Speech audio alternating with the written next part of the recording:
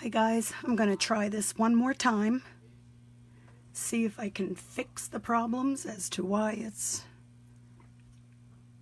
coming up sideways. So let's see. Hooray! I think I did it this time.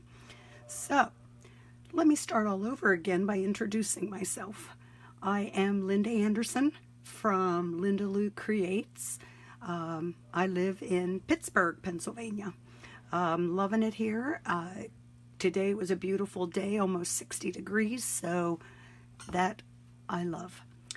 What you're here today is to watch me, and I hope you can join me as well in making this cute little treat bag. Right now I have some Ghirardelli squares in there, so I think it would be perfect for a gift card holder or any kind of treats like that. So I apologize for my voice ahead of time. I've been sick for over 2 weeks now, and my voice has been gone for just about that length of time also. So this is actually pretty good for me. But if I get to starting to cough and what have you, I'm going to apologize right now. Okay, let's make this. I actually saw this from a fellow demonstrator. Her name is Jackie Ballheis. So thank you, Jackie, for this idea. And let's get started. So, what are you going to need? You're going to need 2 pieces cut of pattern paper, double-sided, and cut at 6 by 6. Pretty easy there. You're going to need some sort of scoring tool. My scoring tool from Stampin' Up! Is in the mail, so I'm waiting for Mr. Brown to deliver that. You're going to need a bone folder, a little hole punch, some sort of adhesive. I actually prefer the Tombow Mono Liquid Glue for this project. You'll need some scissors, and you'll need some sort of ribbon. You know, a healthy 12 inches of it. What I'm using is the striped burlap trim that comes in the holiday catalog. So, let's get started. Let me set everything aside.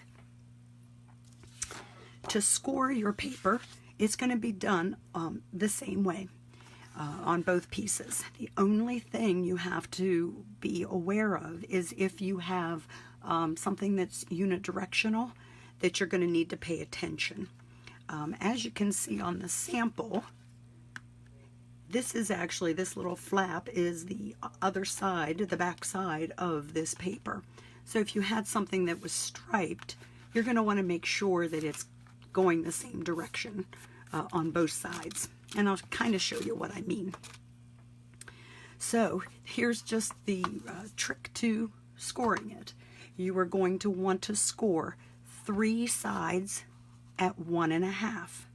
So 1.5 on 1, 2,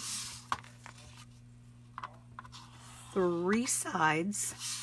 Now the 4th side, you're going to want to score that at 1 inch. That is this little flap that you're going to see on the front then, the back side of the paper. So again, this is one, like I said, that if you have a stripe or something unidirectional, you're going to want to pay attention to which one is going to be your 1 inch score line, okay? I have, to save time, have already gone ahead and I've scored my other piece of paper that way. This is the side that I want for my front, and this will then be, this is the back side that I'm going to have as my flap.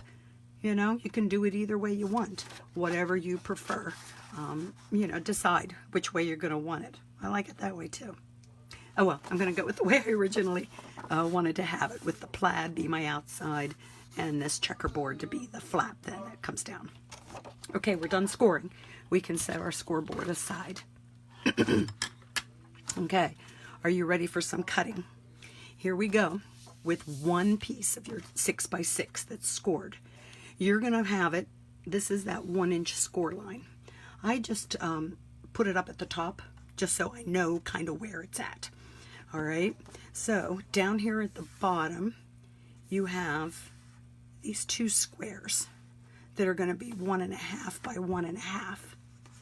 We're going to cut those off right along the score lines. So both of them will get trimmed off. Sometimes it's hard to see your score lines. Sometimes it's, if I can see it on the back, but I think I'll keep it this way. But, because you don't want to press too hard when you're scoring with your designer series paper, so that you're not, you know, breaking it, or tearing it, I guess is a better word for it. I didn't quite get that good, so let me try this side a little better. Okay. All right, so this piece, we can go ahead now and fold it along the score lines and burnish it with our bone folder. So like I said, here's my 1-inch line. That's the one that I want to have the red on the outside. So I just go ahead and I score that one first, or burnish rather that one first. It's already scored. The other ones now I'll fold in the opposite direction. So here we go.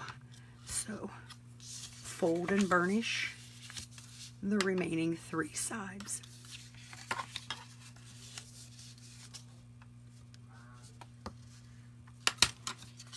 There is half of your box. Okay, so now we go to our second piece. Again, like I said, I like to have the 1-inch side kind of at the top, just so I know what I'm doing. Now, a little bit trickier on this one. You only have to make 2 cuts here. Again, I'm back here with these 1.5 by 1.5 score lines here at the bottom.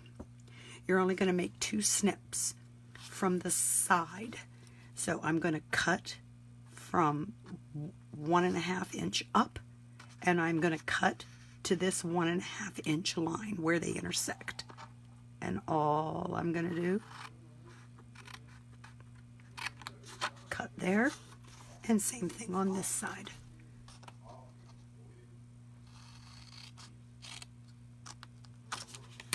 Okay, so that's all you have cut on this one.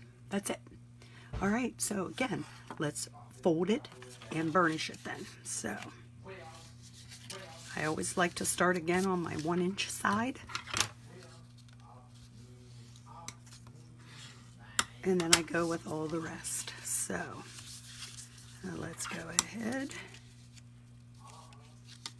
and, oops, fold all of these in.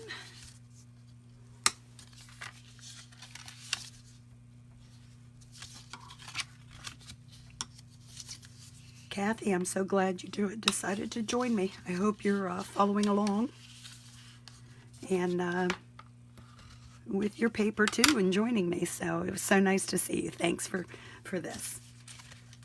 Okay, so now this is how it's going to go. Let's get out our glue, some sort of adhesive. Okay, so the piece that has the squares cut out, this tab. Again, like I said, I like to use the liquid glue. Gives me a little bit of time to maneuver it around. You don't need much, just a little bit.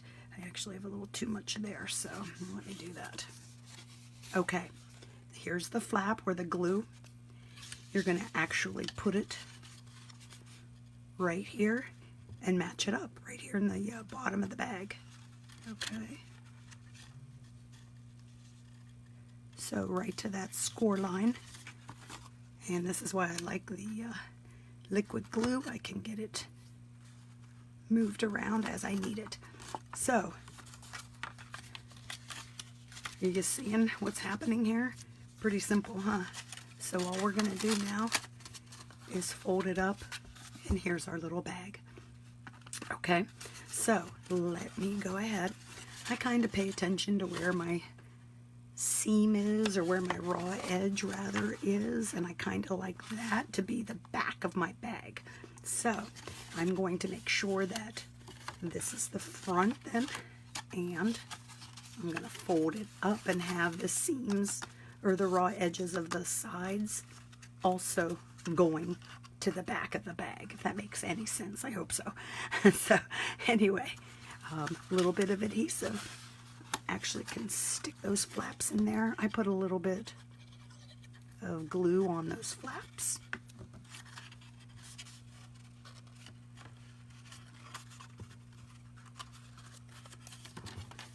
Okay, come on, get your fingers to work, Linda. There we go.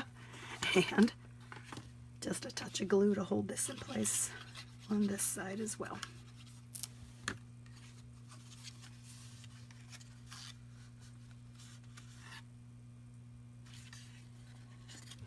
Okay, and then along the sides. Actually, you know what? I'm going to do it here on the red. I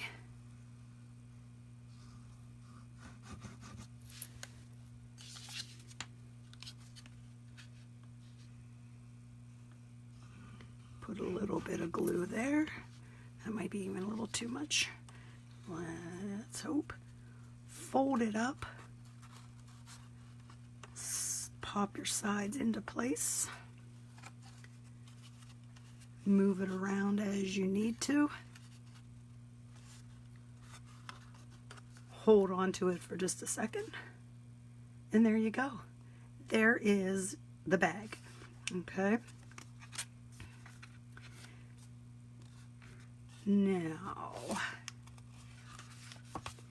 if you want, put a little drop of glue here along these flaps just to hold those corners down if you want to. Okay. Same with on the side on this one. Just a little drop of glue just to hold that down as well. Okay. And if you want to get your bone folder in there to just kind of really get those to press them in and adhere, that will work too. Okay. From here, all I do is I get my hole punch, excuse me, and I punch on the two small sides, or the skinny sides here of the bag. So I'll get in here, one punch,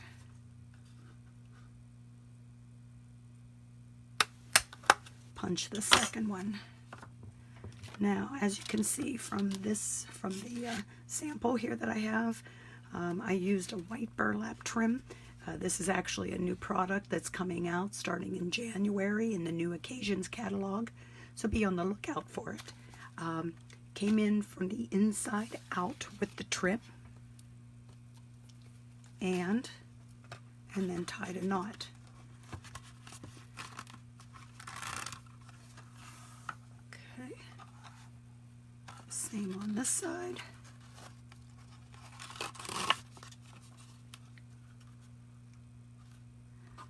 I might put a little bit more glue right here. I'm not liking the way that corner's holding up or opening up there. So there we go. Okay, so all I did then is just tied a simple little knot right here.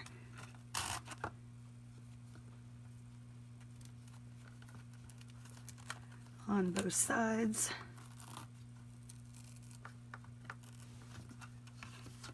One and the other side. Okay, and then trim your ribbon or your burlap trim to the length you like. And there you go. You got your handles for your cute little gift bag. Sort of reminds you of a little purse. And yeah, I think I'm going to make a couple more of these to include gift cards that I have. So, yeah, simple to do and quite quick and easy too. So you can certainly use different sizes of your DSP to create these to make bigger bags. But yeah, I'm liking this. Like I say, it's perfect for what I want to use, the treats or the gift cards. So anyway, if you are in need of a Stampin' Up! Demonstrator, believe me, I would love to help you out with that.